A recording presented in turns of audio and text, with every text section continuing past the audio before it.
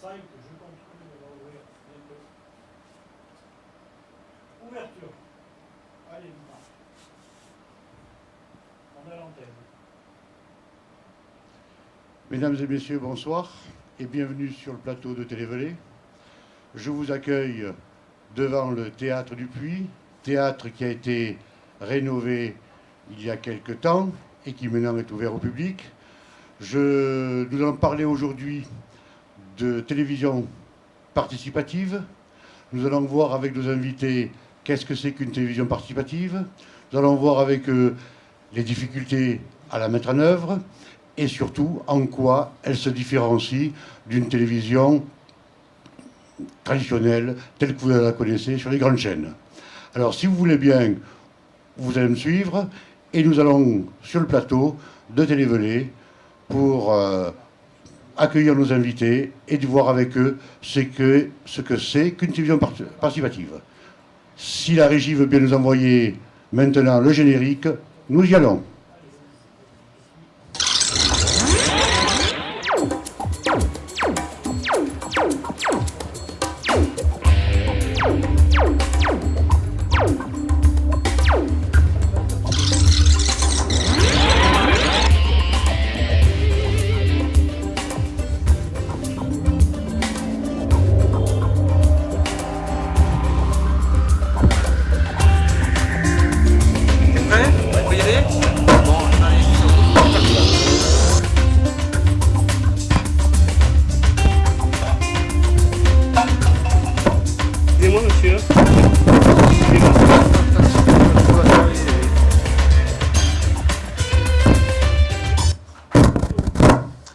Eh bien, comme je l'ai dit tout à l'heure, bonsoir.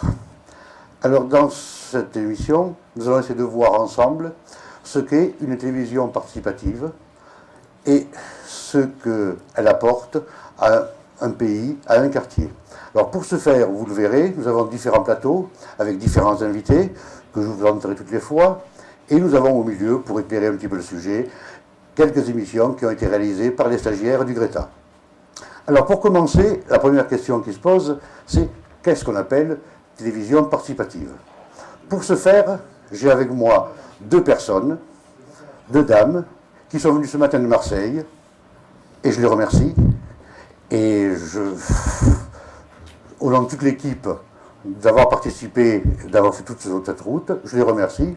Et je vais leur demander, alors ces deux personnes s'occupent d'une télévision de quartier, d'une télévision participative. Et justement, déjà, en parlant de télévision de quartier, je suis un petit peu perdu, parce que nous avons eu d'abord, il y a quelques années, les télévisions locales, puis les télévisions de pays, puis les télévisions associatives, puis les télévisions citoyennes, et maintenant, télévision participative. Alors, je vais d'abord demander à nos invités de se présenter.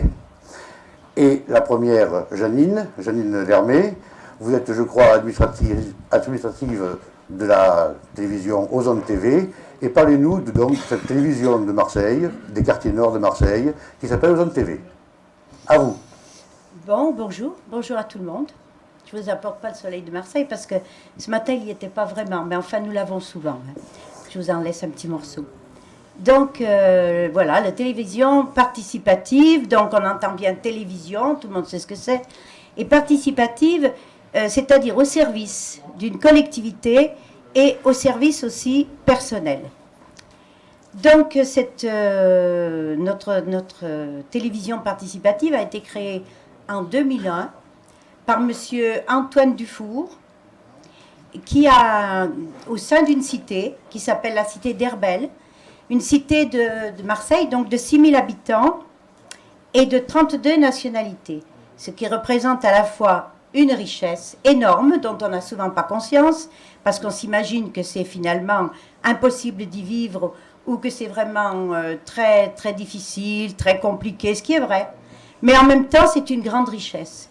Donc, il a créé, au sein du centre social, il a créé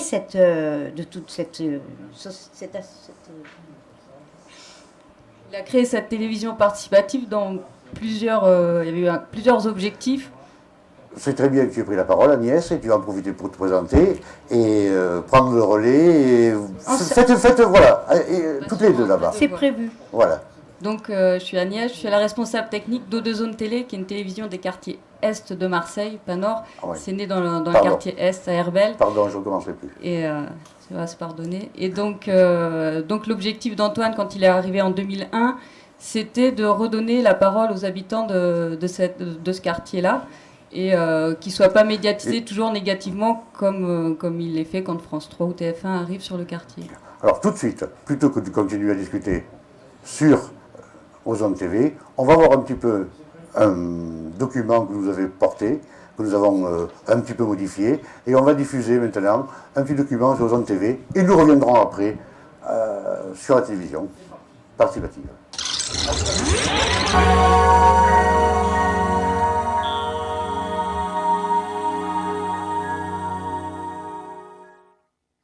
Il s'agit d'un quartier populaire qui compte plus de 30 ethnies différentes. En plus d'expliquer le projet, ce film veut montrer en quoi il est porteur d'espoir.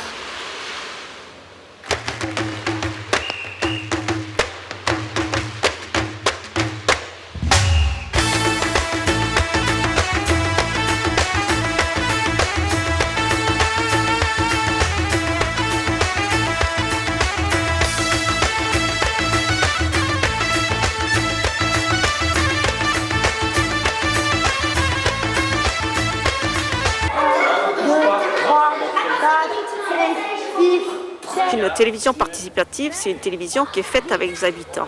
C'est-à-dire qu'au lieu d'être toujours là à regarder la télé passivement le soir d'une télé qui nous est assez lointaine, faite par des gens très lointains, et à ce moment-là, on se met à faire notre propre télé dans notre propre quartier ou dans notre propre environnement, et on le fait avec nos voisins. Avec nos voisins, ça va être notre voisin qui va tenir la caméra, l'autre qui va faire l'interview, le troisième. Et puis on va parler de quoi? On va parler des choses qui nous intéressent, nous, dans notre quotidien, dans notre vie de tous les jours. Que fais-tu, Rachid? Que fais-tu? Je suis en train de tourner un film. Avec quelle caméra? Tu l'as pas, la caméra? Et là, c'est toi qui as la caméra. Et tu comptes faire quoi? Un reportage sur quoi? Sur ce qu'on vit dans le quartier. Ah, très génial ça. Et tout ça, ça va créer en fait de la parole, et puis ça va créer de la curiosité les uns vers les autres. Et c'est ça une télévision de proximité, une télévision qui fait qu'on a envie de parler à son voisin parce qu'on le connaît un peu mieux.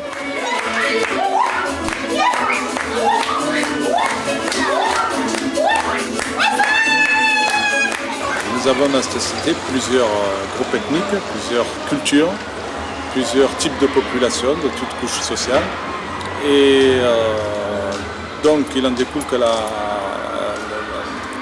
l'objectif essentiel, c'est de faire en sorte que dans cette cité, ces populations puissent vivre ensemble en cohésion, en harmonie et dans la paix sociale. Cela passe par déjà une connaissance pour chaque population du reste de la population qui habite dans cette cité.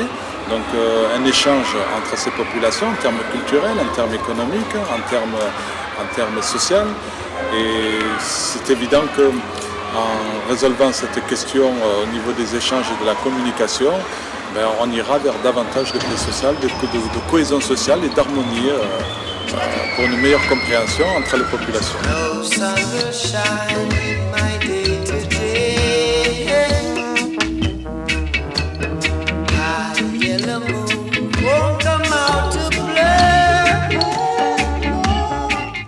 Maintenant, on danse comme ça.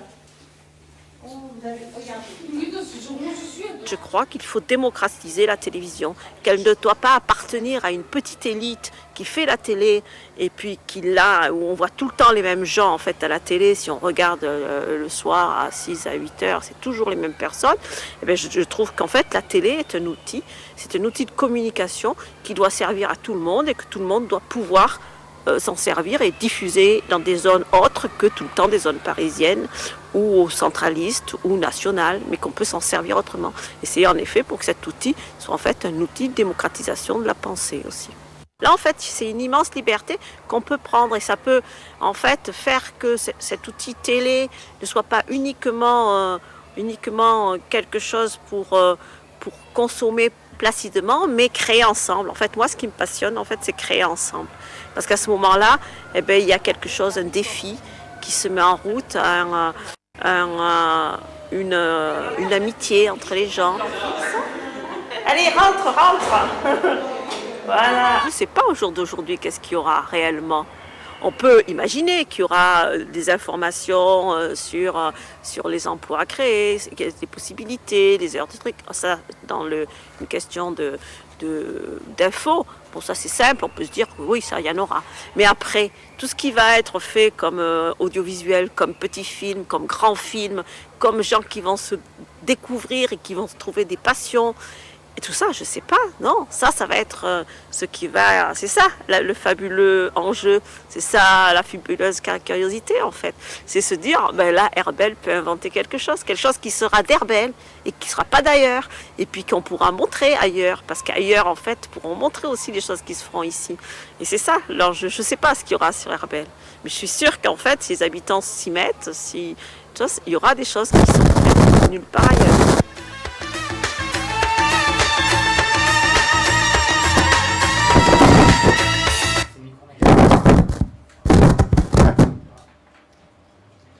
Nous avons vu ce document,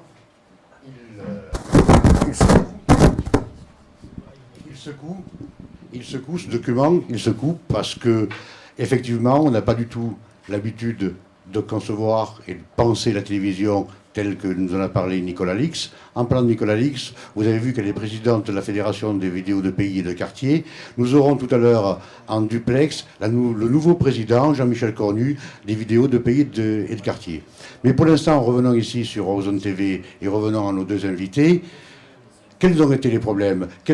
Premièrement, quelle est votre fonction à chacune? Et deuxièmement, quels ont été les problèmes? Quels sont les problèmes, qu'ils soient administratifs, financiers ou techniques, que vous rencontrez quand vous faites Ozone TV?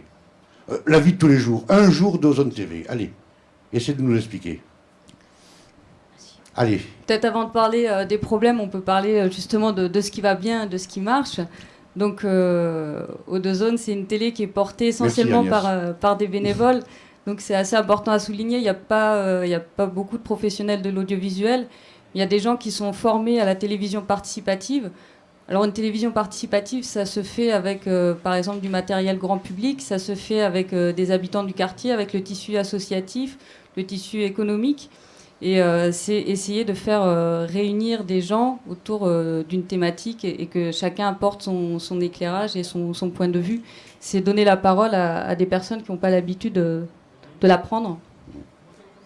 Oui, je crois que moi, personnellement, ce qui m'a attirée en 2001, donc j'étais là, puisque je fais partie du conseil d'administration de l'association, ce qui m'a attirée, c'est ce côté justement humain de cette télévision. C'est-à-dire ce ne sont pas que des professionnels. On n'assiste pas passif à des belles émissions qu'on nous a préparées parce que ça fait bien ou parce que c'est bien pour nous.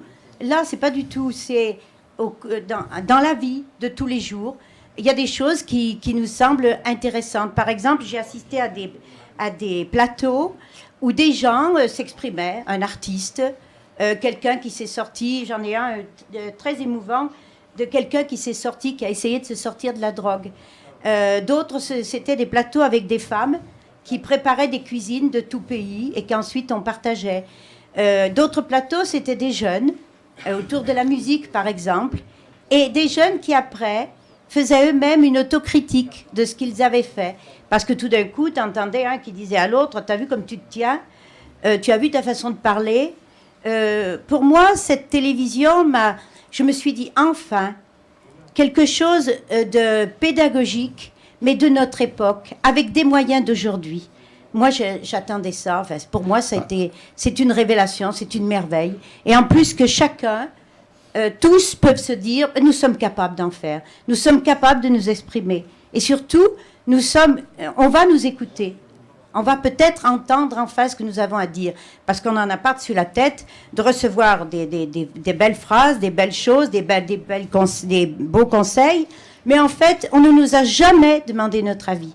Et dans ces cités, si tant soit peu un politique ou autre venait et tenait compte de ce qui était dit, il serait étonné, et je suis sûre que notre société changerait. Pour moi, c'est ça. C'est important, ça. Merci Janine. Je vous avoue que je vous écoutais avec... J'ai pas osé vous interrompre, je faisais pas de bruit, je les ai pourvus, c'était excellent, mais quand même, bien qu'il n'y ait pas de problème, j'aimerais quand même demander à Agnès, qu'est-ce que c'est que la vie de tous les jours? Alors c'est pas qu'il n'y a pas de problème, mais je préfère partir du positif Oui, et bien sûr, effectivement tout à expliquer ce qui va, les difficultés.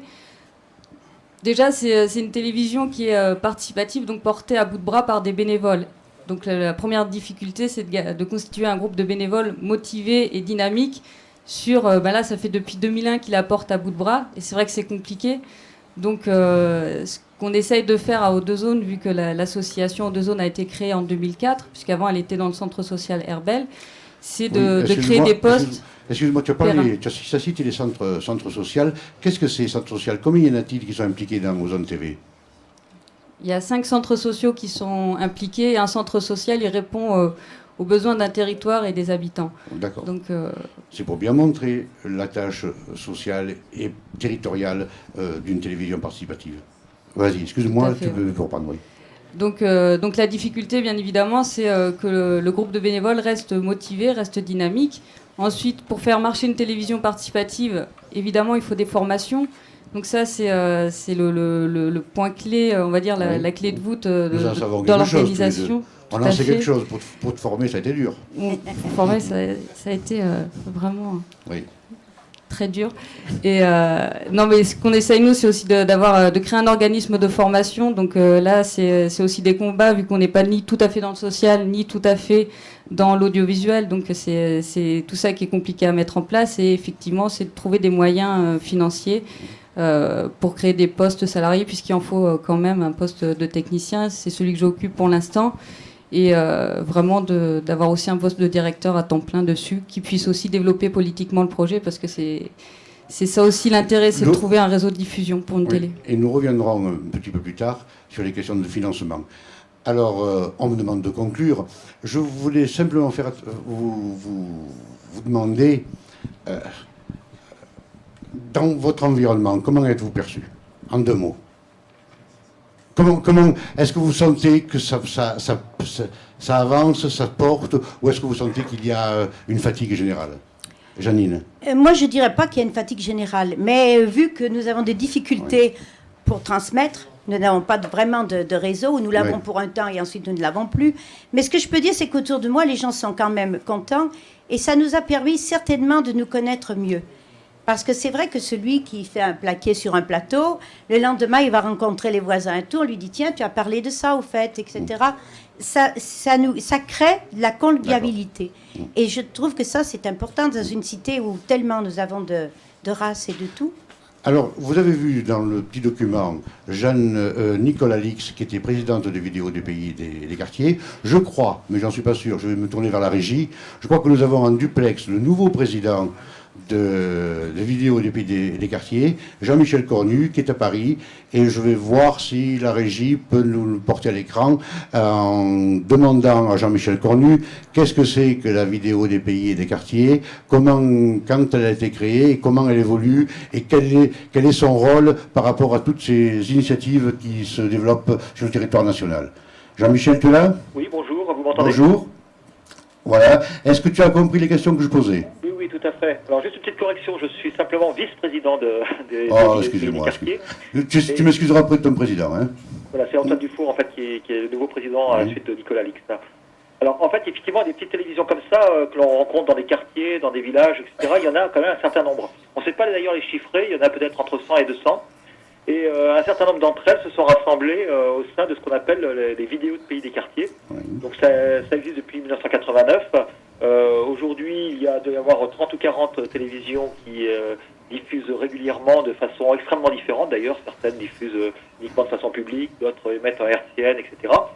Et donc l'objectif un peu de tout ça, c'est de pouvoir échanger entre nous, puisque d'une part, on n'est absolument pas concurrents, puisqu'on est sur des territoires différents, mais en plus, on a tout pour partager des bonnes idées, des idées d'émissions, des idées de façon de réaliser de la télévision, des façons d'aider les gens à s'impliquer, les modèles économiques, les façons de diffuser, etc. Oui. Parce que justement, si ça ne te fait rien, on va arrêter ici. Et je vais surtout, on va surtout garder les problèmes économiques et les problèmes de financement pour la fin. D'accord. Restent quand même les problèmes réglementaires. Et avant de nous quitter, j'aimerais que tu nous dises, est-ce que les espoirs que l'on portait il y a quelques années sur la TNT, c'est-à-dire que sur les 33 canaux qui étaient disponibles sur la TNT, il y en avait 3 qui étaient prévus pour les télévisions locales, de quartier, associatives. Est-ce que ça continue comme ça ou est-ce que ça a été mangé par les gros loups, les gros méchants loups? Alors, on va bientôt le savoir, mais pour l'instant, effectivement, il y a clairement une guerre là-dessus. Oui. D'un côté, la loi de 2001 reconnaît maintenant ce qu'on appelle les télévisions du tiers secteur, Oui. audiovisuel, donc les télévisions citoyennes de proximité. De l'autre côté, il n'y a pas eu de financement prévu. Et quant au mode de diffusion, le paradoxe, c'est qu'aujourd'hui, c'est très facile pour une télévision participative de diffuser avec des canaux privés, typiquement la télévision par ADSL. Oui. Les opérateurs, effectivement, sont ravis de pouvoir donner un coup de main. Oui. Et dans la télévision publique, dans laquelle le CSA, effectivement, cherche à soutenir Oui. une pluralité, eh bien, on se rend compte qu'aujourd'hui, si je regarde tous les canaux, il y a 3 ou 4 propriétaires, simplement, de toutes les télévisions actuelles. Oui. Mais il y a aussi un appel d'offres. Et cet appel d'offres, justement, c'est celui qui était dédié aux télévisions aussi locales, puisqu'il y a 3 canaux qui vont être, ou 5 ou 6 canaux, pardon, qui vont être dédiés aux télévisions locales.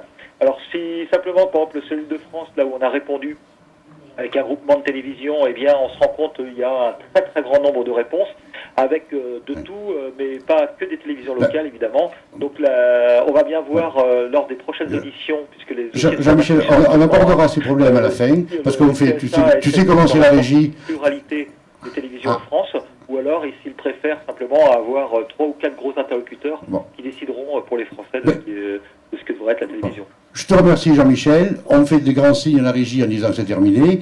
Alors avant que Vidéo des pays des quartiers existait, car ça a été créé en 89, nous, tout simplement au Puy, nous avions fait une télévision locale faite par nos stagiaires au mois de septembre 86, et cette télévision locale que nous avons appelée Télévelé, on va un petit peu, si vous voulez, la fêter maintenant en diffusant un petit document d'époque et en faisant appel à 2 autres invités qui ont participé, ou 3 autres invités qui ont participé à l'époque à Télévelé. Je vous laisse diffuser. Merci à Janine.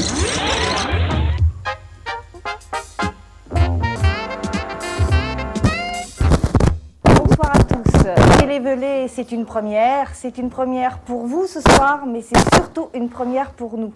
Alors je vous en prie, pardonnez nos maladresses et surtout regardez-nous chaque jour de 18h45. Bonsoir. Inventé en 1986 par une poignée de personnes persuadées de l'explosion à venir des moyens de communication électronique, Télévelé est avant tout un outil pédagogique destiné à la formation des techniciens audiovisuels du Greta du Velay. Madame, Monsieur, bonsoir. Bienvenue tout d'abord à ceux qui nous rejoignent sur Télévelé à l'heure de la première édition de ce journal.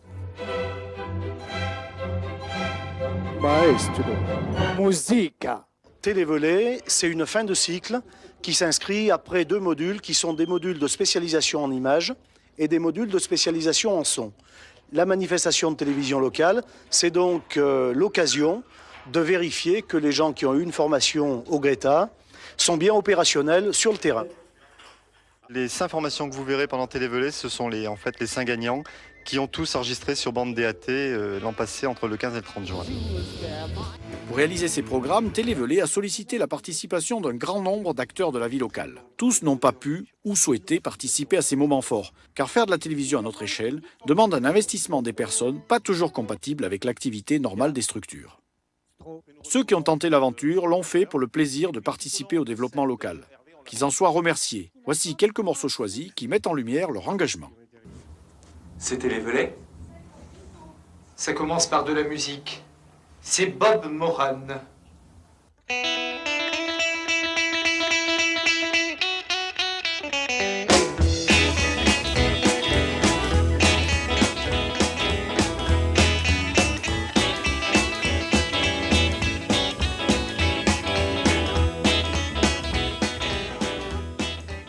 Loulou et l'Agnel.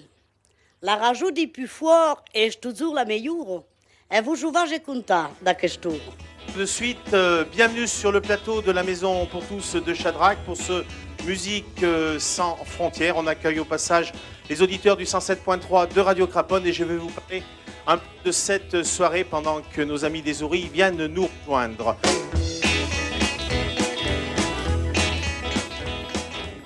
Eh ben, bonsoir mesdemoiselles, bonsoir mesdames, bonsoir messieurs. Je suis très heureuse ce soir de vous retrouver pour la météo. Qu'est-ce que... Non, merde, la régie, merde!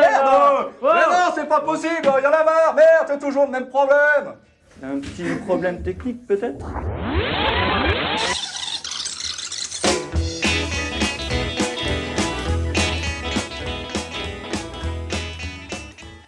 Voilà, retourner sur le plateau, sous les applaudissements, toujours aussi nourri. Magnéto Michel, s'il te plaît. C'était bien, hein? Allez, on trinque.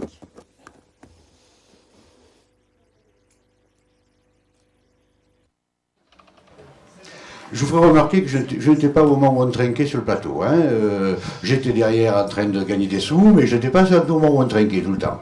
Alors, nous avons changé d'invité, et je vous avoue que quand je regarde les invités qui sont en face de moi, oh, il y a un petit air de nostalgie qui me prend un petit peu de partout.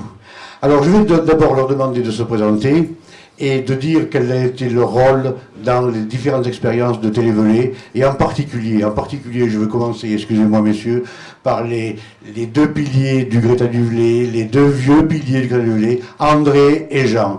Allez-y, présentez-vous André et Jean, si ça ne vous dérange pas, et dites-nous un petit peu quel effet ça vous fait d'être ici. Ben, nous aussi, il y a un petit peu de nostalgie, effectivement. Donc je me présente, je suis André Védil, j'étais formateur donc avec Jean Cortial qui était chef de projet à cette époque-là au Greta. La première Télévelay, il n'y avait pas encore le BTS audiovisuel, n'existait pas. Nous formions des techniciens polyvalents et c'était pour nous une expérience assez extraordinaire et que nous ne sommes pas prêts d'oublier, je pense, Jean. Oui, eh ben, je suis donc Jean Cortial. J'ai eu l'honneur, l'avantage de créer les sections de formation vidéo au Greta du Velay. Et très rapidement, tout seul, ça devenait un petit peu difficile. Donc j'ai appelé André, je connaissais ses compétences et il est venu me rejoindre 1 ou 2 ans après. Et si vous saviez toutes les misères qu'ils m'ont fait tous les deux, vous verriez. Alors, bon, Télévelay, ça a démarré... Alors, dans ma mémoire, mais est-elle bonne, je sais plus, il me semble que c'est en 87. Non, et on a... 86, oui, assiste. L'année de naissance de mon petit. Oh, bah alors, là c'est un repère, incontournable. Donc, tant pis pour ma mémoire. Et on a démarré en ayant l'ambition d'émettre en direct nos émissions. Donc, pour ça, il a fallu qu'on loue du matériel, qu'on se ruine auprès de TDF à l'époque, par qui on était obligé de passer. Il n'y avait pas d'autre possibilité. Je signale, enfin, je l'ai encore en tête, pour 15 jours d'émission, 150 000 francs de l'époque, c'est-à-dire grosso modo 22 000 euros de facture à TDF pour 15 jours d'émission. Merci. Ouais, ça représentait 4 ou 5 fois le budget du reste de la télévision, naturellement, quoi. Voilà, donc TDF nous a coûté très cher 1 ou 2 fois. Après, on a mis au point des tas de systèmes pour faire des diffusions possibles. Donc, ça rejoignait la télébrouette en emmenant nos cassettes dans les grandes surfaces pour diffuser sur les murs d'images des grandes surfaces. Qu'est-ce qu'on a fait encore? On emmenait nos cassettes aussi sur l'émetteur pour que ça nous coûte moins cher, local de TDF. Enfin, mais là, c'est quand on avait déménagé et que vous étiez à la maison pour tous de Chadrac. Et on avait reçu à ce moment-là l'aide de ton voisin qui va se présenter. D'accord, donc pour continuer, on a fait appel à l'environnement et en particulier à des compétences extérieures qui nous ont apporté beaucoup. Alors, parole aux compétences extérieures. Alors, je ne sais pas si c'est des compétences, mais en tout cas c'est bien extérieur. On est entré, je pense, nous en 92 ou 93, en tout cas sur une époque où il y avait une diffusion hertzienne. Et on a été séduit tout de suite par, évidemment, le projet qui était d'effectuer une semaine d'émissions de télé qui permettait de mettre en avant des projets culturels, artistiques, mais aussi de gastronomie, des rendez-vous aussi avec des infos locales. Donc tout ça était bien évidemment très séduisant. Il y avait peu de moyens, mais il y avait énormément de bonne volonté et beaucoup de bonne humeur. Donc Je pense que ça fait aussi partie de ce qu'on entend dans la télé participative. En tout cas, il y a eu beaucoup de plaisir et c'est aussi des histoires d'amitié qui ont continué longtemps, pendant une bonne dizaine d'années, on va dire, parce qu'on l'a accueilli après une bonne dizaine d'années. Oui. On aura envie de continuer d'ailleurs. Je m'adresse à la nouvelle équipe. Derrière, là-bas. Mais c'était une belle expérience en tout cas. Alors, à côté de toi, il y a, alors je ne sais pas comment le dire, parce que dès 81, c'est l'ingénieux, lui était parti dans les radios locales, avec toujours derrière le mirage d'une télé locale sur Craponne. Oui ou non? Je me trompe Mais non, c'est-à-dire que c'est vrai que la télévision, c'est quand même très différent de la radio. Je dirais que moi je préfère proximité quand même que participative, parce que proximité... Maintenant, participative, ça fait un peu ségolèniste. Non. Moi, j'ai pas d'a priori ni d'un côté ni de l'autre. Mais je peux pas louper. Non, ce que je veux dire, c'est que c'est vrai que nous, on a créé une radio de proximité. Et en fait, la télé d'une ville ou la télé d'un département, c'est une télé aussi de proximité.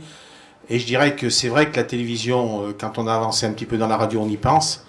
Mais il faut d'autres moyens qu'une radio et c'est un petit peu plus difficile à concevoir. Pourtant, il me semble que l'exemple d'Ozone TV montre qu'avec de petits moyens, entre guillemets, parce que vous avez vu comme moi leur caméra, c'est pas à la portée, enfin ça peut être à la portée de Craponne quand même. Ah oui, sans problème à ce niveau-là, mais bon, quand on voit le matériel ce soir, c'est un petit peu plus difficile. Attendez, ce soir c'est du matériel de formation. Nous formons des jeunes qui vont être appelés à travailler dans des petites et des grandes structures. Mais la petite télévision locale, ce matériel-là, je ne leur conseille pas, c'est du moyen matériel. Alors, peut-être que c'est facile, donc c'est vrai que quand on a connu l'expérience de la radio et qu'on sait tout ce que ça a apporté aux gens du secteur, puisque c'est vrai que ce que disait un peu madame tout à l'heure de Marseille, on regrette un petit peu qu'elle n'ait pas l'accent quand même, un peu de Marseille, hein, c'est dommage. Non, mais elle est originaire de Saint-Étienne. Ah, c'est une stéphanoise. Ou alors très difficile de vivre à Marseille quand on est stéphanois. Hein. Non, ça va alors. Mais elle ne le dit pas. Mais ce que je disais, c'est vrai que l'avantage par rapport à tous les grands médias, si on est dans la radio, par rapport à toutes les grandes radios nationales, nous on a la chance de pouvoir ouvrir notre antenne aux gens qui font quelque chose près de nous. Et souvent, les auditeurs sont surpris d'entendre une personne qu'ils côtoient tous les jours et ils n'ont jamais imaginé que cette personne pouvait être un artiste, pouvait être un écrivain, pouvait être n'importe quoi.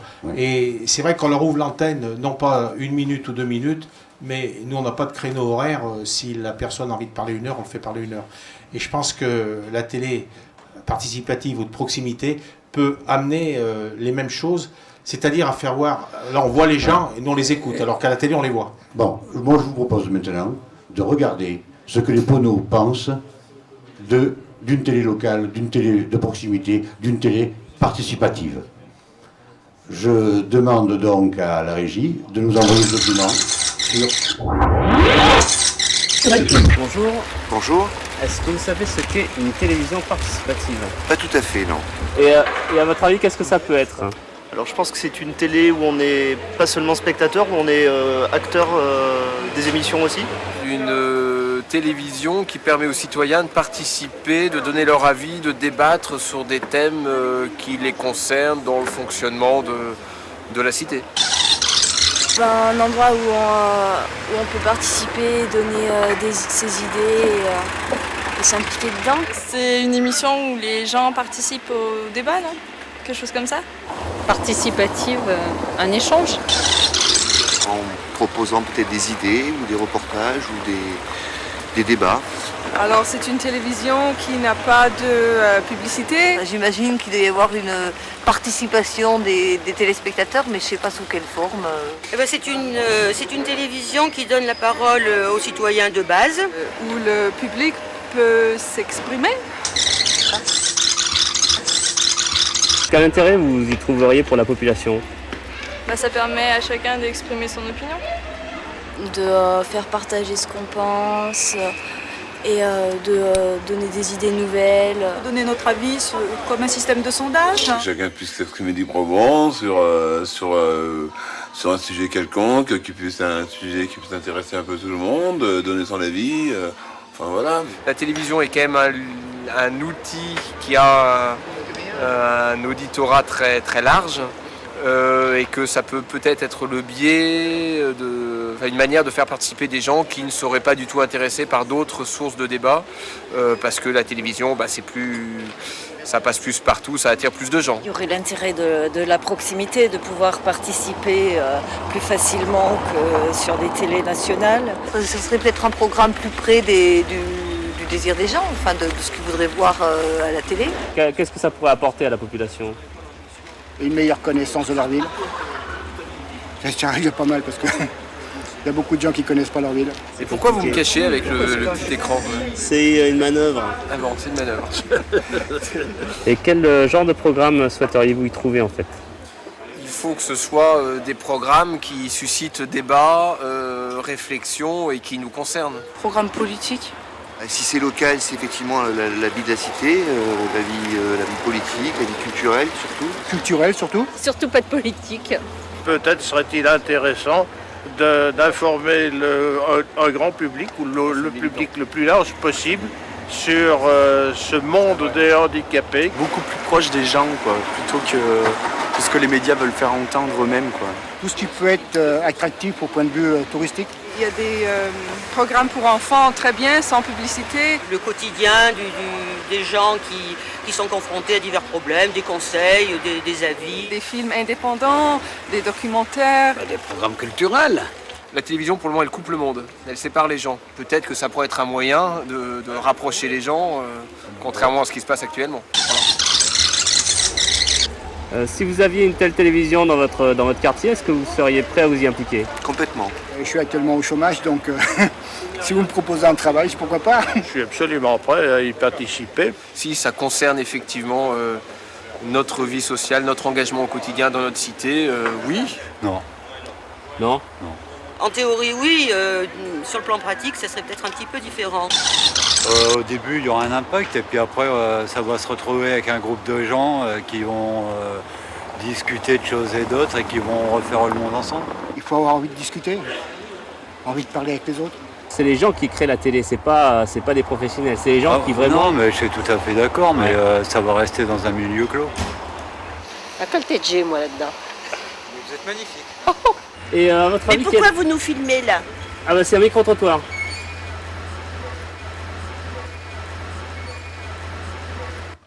Très bien. Très bien. Je ne sais pas si vous avez vu, mais il y a pas mal d'interrogations. Et j'ai changé le mois d'invité. Et je vous avoue que, je suis enchanté des invités que j'ai sous les yeux. Parce que, mine de rien, avec leurs réponses, avec leurs questions, et en particulier, on va se retrouver encore, on va retrouver les gens en petits groupes. Je trouve que ce micro-trottoir est très intéressant.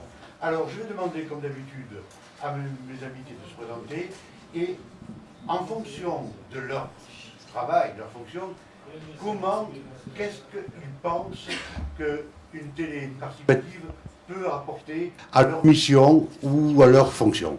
Alors, la première personne que j'ai en face de moi, c'est Mme Hélène Vessière. Mme Hélène Vessière est proviseure du lycée. Proviseure du lycée, c'est la patronne de l'audiovisuel au Greta Duvelet. Et vous auriez une télévision locale, participative, dans votre lycée. Comment vous l'utiliseriez avec vos élèves, les élèves extérieurs, les profs, les jeunes enfants des écoles? Qu'est-ce que vous bâtiriez autour? Si vous étiez obligé, si vous avez ça comme mission, et si vous étiez, j'allais dire, noté sur ça, entre guillemets, madame. Non, mais je crois que je vais un petit peu détourner la question, mon cher Louis. D'abord, en premier, remercier vraiment très chaleureusement, je dirais, les précurseurs de cette télé locale du Velay, qui a existé, et qui va encore exister, je l'espère. Et en tout cas, c'est vrai que j'ai beaucoup de plaisir à retrouver les anciens, hein, et puis les pionniers de cette formidable aventure qui continue. Et nous avons, grâce à vous et grâce aux acteurs d'aujourd'hui, je pense à tous les formateurs de Greta actuels, ce secteur audiovisuel est en pleine expansion, est en plein développement, et c'est grâce, je dirais, à tous ces acteurs actuels d'aujourd'hui. Alors, une télé participative, c'est vrai que c'est très à la mode, hein. Oui. C'est pour ça qu'il faut faire attention, il ne faut pas vulgariser un petit peu ce terme, qui, à mon avis, porte tout son sens. si effectivement on estime que les gens ont des choses à dire. Et je crois que les gens ont des choses à dire et il faut laisser s'exprimer. D'abord, il faut laisser la libre expression. C'est pas un peu dangereux, si vous voulez. On risque pas d'avoir des attaques personnelles. Non, parce que je crois que les gens sont très responsables, contrairement à ce qu'on peut imaginer et contrairement à ce qu'on peut penser. Je crois que les gens savent que les médias, les jeunes d'aujourd'hui ont vécu avec les médias depuis leur plus tendre enfance. Donc ils en connaissent eux-mêmes les limites, et beaucoup mieux que nous. Tout à fait. Et par là même, ils en connaissent les risques. Et ils savent très bien que le média télé est un média extrêmement puissant. Extrêmement puissant. Et ils en connaissent forcément les risques. Ils savent que le couteau peut se retourner dans leur plaie à eux. Donc, je pense qu'ils maîtrisent ce média avec beaucoup plus d'intelligence que nous.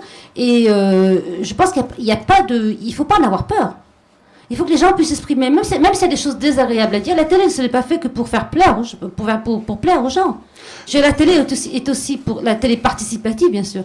Et là aussi pour faire prendre conscience aux élus, aux gens responsables, à ceux qui ont un petit peu de pouvoir ou beaucoup de pouvoir, qu'il y a des choses forcément enfin, tout n'est pas tout rose, tout ne va pas bien dans la vie de tous les jours, et il faut pouvoir permettre aux gens de dire ce qui ne va pas. La télé participative ne peut faire avancer les choses que si les gens peuvent s'exprimer librement, et s'ils doivent s'exprimer librement, il faut qu'ils puissent dire des choses aussi désagréables. Je crois qu'il faut être prêt à l'entendre. Mais je recentre, si vous voulez. Vous l'avez dans votre lycée.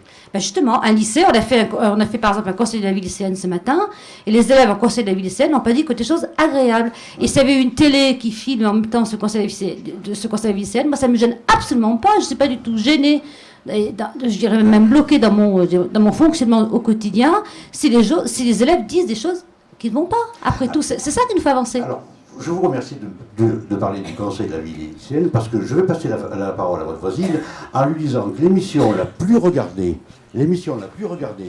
sur TV7 à André-Vieux-Boutéon, c'est la retransmission du conseil municipal.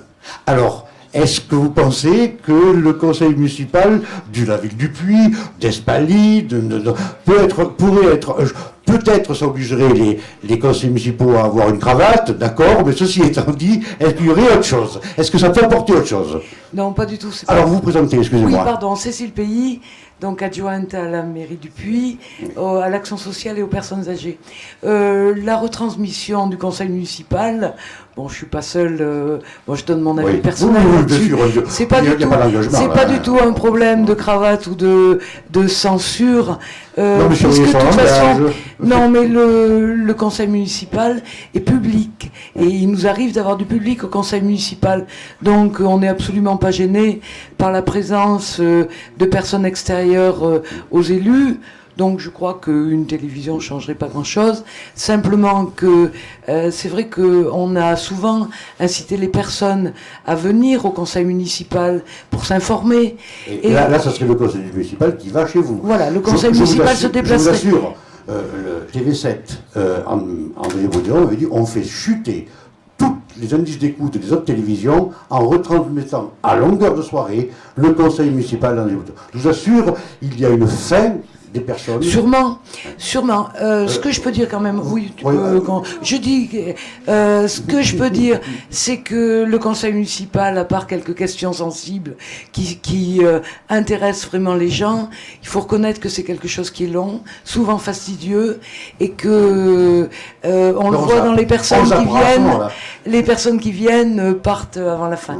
Ceci dit, il y a un certain nombre de questions qui intéressent vraiment les gens, et par rapport à ça, parce que au moment des délibérations du conseil municipal, la réflexion qu'il peut y avoir autour d'une question, j'allais dire, est déjà bouclée. On prend une décision.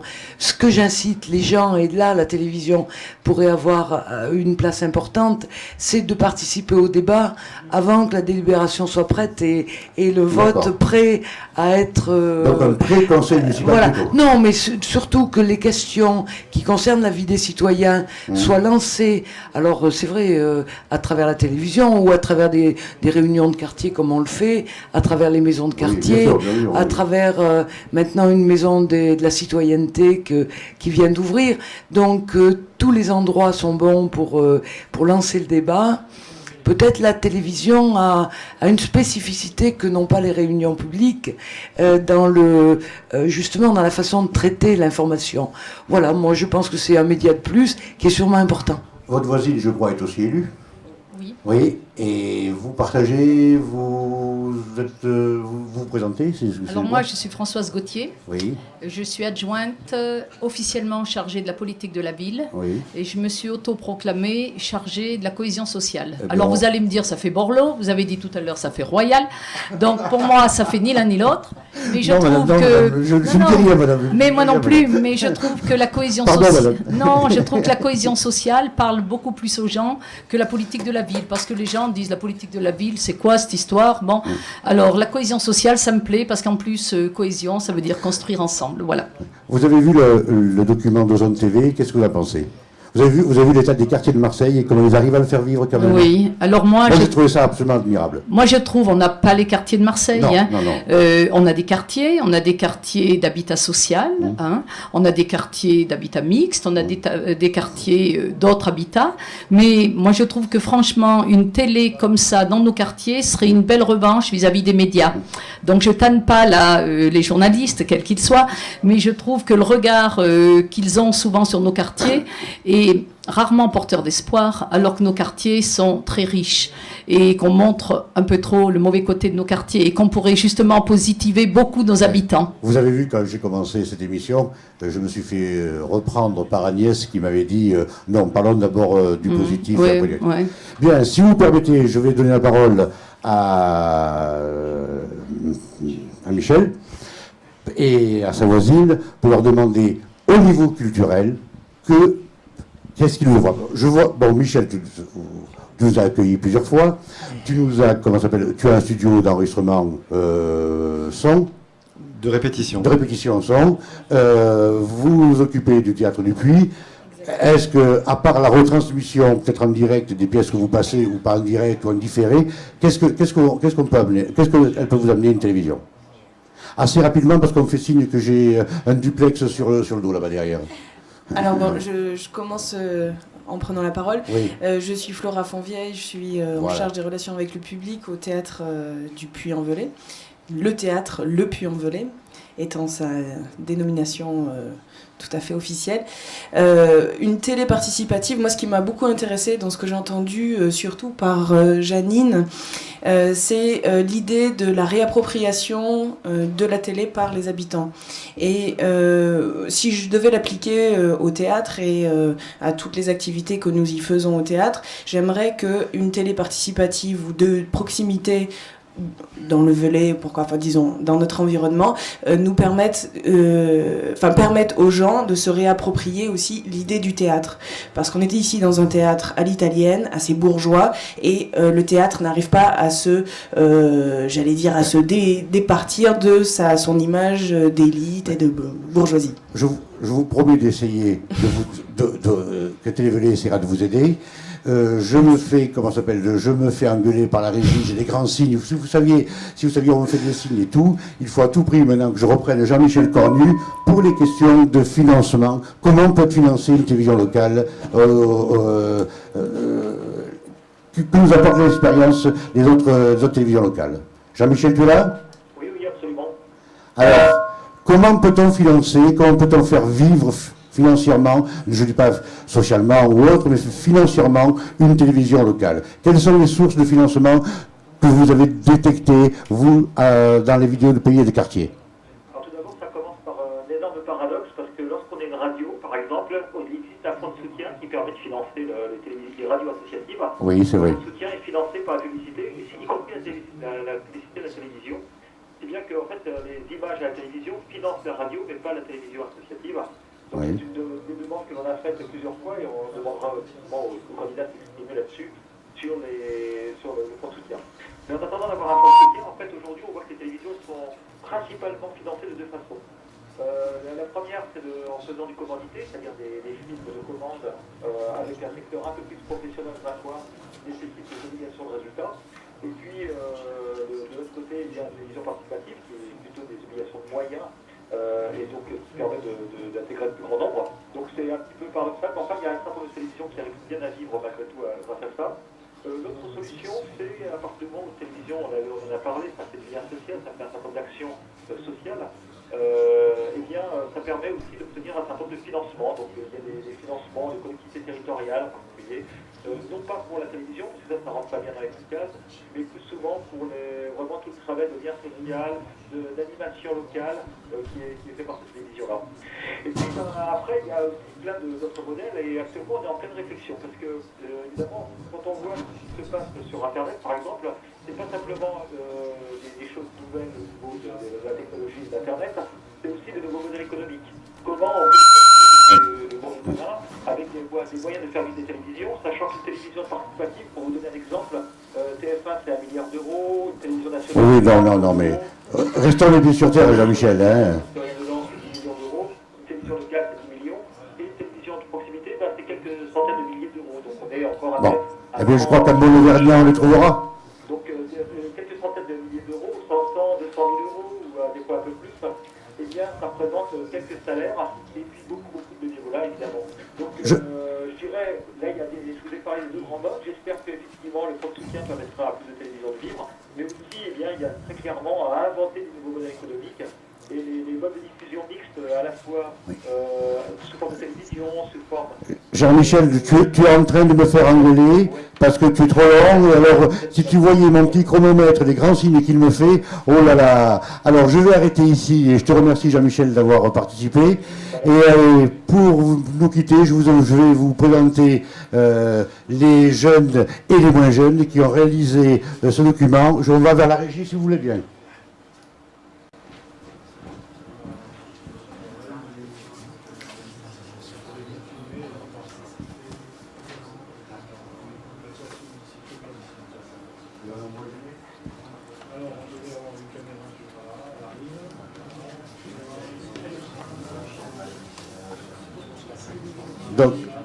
Donc, vous avez devant vous le réalisateur et vous avez devant vous les techniciens qui ont réalisé ce document.